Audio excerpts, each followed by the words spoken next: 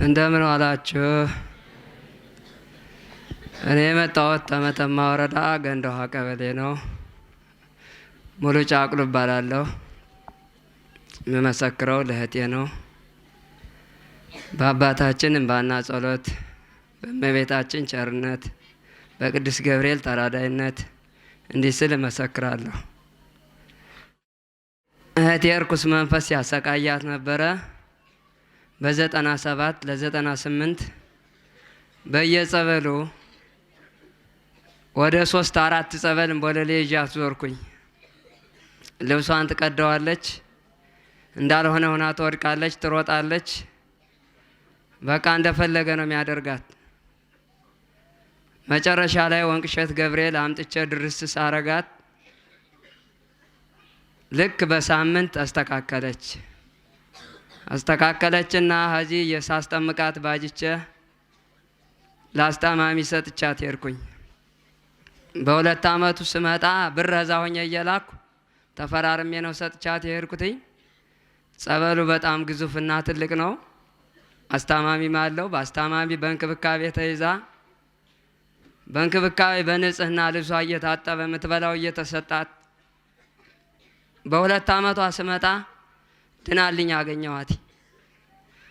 ጥዬሽ ልሄድ ነኝ ስላት ሰግ ብላ አልቅሳ ጥለኸኝ እንዳትሄድ እኔ ድኛለሁ አለች። አዛ መጨረሻ ላይ ስለቱን አስገብቼ እሷን ይዣት ሄድኩኝ። አጋጣሚ አልመሰከርኩም ነበር። በመጨረሻ በ2002 መጣሁና ቤተሰቦቼን ይዤ ቤተሰቡ እንዳለ ታመመብኝ። እኔ መጣሁና ባለቤቴን ደውዬ ተሎ ድረሽ አልኳት። ቤት ውስጥ አለች። ኧረ ዝም በሰይጣን የተተበተበ ቤት እሱ ቅዱስ ገብርኤል አለ የአባታችንን እንባና ጸሎት ይጠብቀዋል ነይ ዝም ብለሽ አልኳት። ቤቱን ቆልፈው መጣች። የቅበላ ነው። ቤቱን ጥላው መጣች።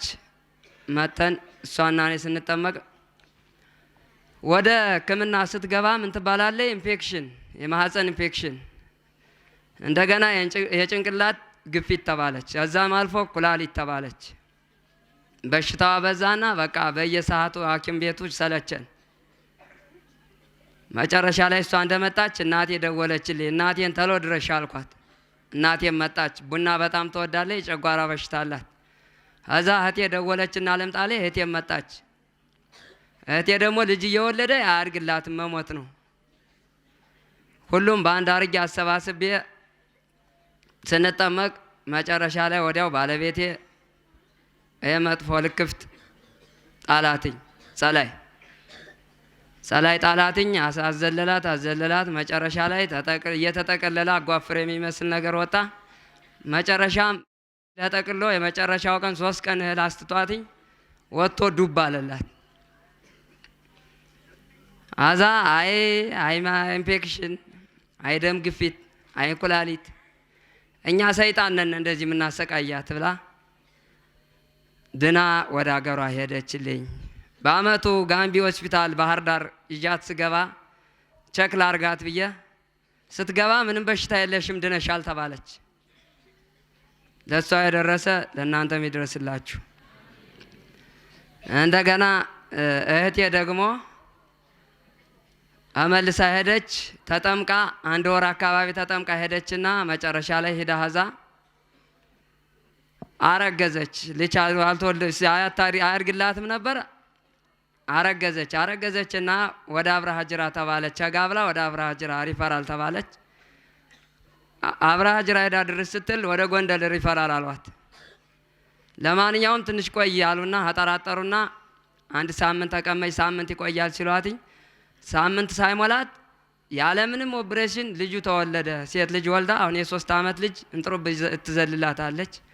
ለሷ የደረሰ ለእናንተም ይድረስላችሁ። እንደገና ገንዘብ እኔ በሁሉም እሰራለሁ፣ ነጋዴም እነግዳለሁ፣ እርሻ ማርሳለሁ በስፋት ላምም አለኝ። በቃ ገንዘብ አይሰበሰብልኝም።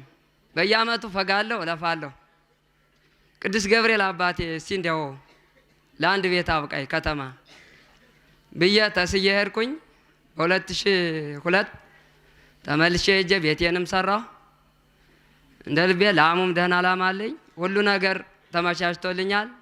እድሜ ለእንታየ እድሜ ለቅዱስ ገብርኤል